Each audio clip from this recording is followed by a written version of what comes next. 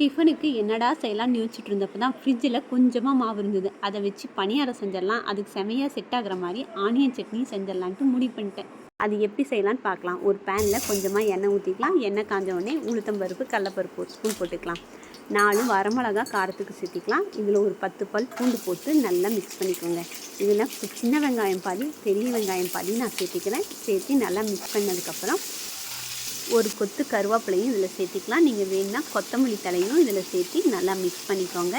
இப்போ இதில் நம்ம கொஞ்சமாக புளி சேர்த்து நல்லா மிக்ஸ் பண்ணிக்கலாம். இப்போ வெங்காயம் நல்லா வணங்கினதுக்கப்புறம் ஒரு 2 தக்காளியை நீளமாக கட் பண்ணி இதில் நான் சேர்த்திக்கிறேன். இப்போ இந்த வெங்காய சட்னிக்கு தேவையான உப்பு போட்டு நல்லா மிக்ஸ் பண்ணிக்கலாம். ஒரு லிட் போட்டு 5 நிமிஷம் கழித்து எடுத்திங்கன்னா வெங்காயம் தக்காளியெல்லாம் நல்லா வெந்துடும். நீங்கள் வேணும்னா கடைசியாக தேங்காய் கூட போட்டு ஆறுனதுக்கப்புறம் அரைச்சி எடுத்திங்கன்னா வெங்காய சட்னி ரெடி. இது மாதிரி வீடியோஸ் பார்க்கணுன்னா நம்ம சேனல் லைக் பண்ணுங்கள், சப்ஸ்கிரைப் பண்ணுங்கள்.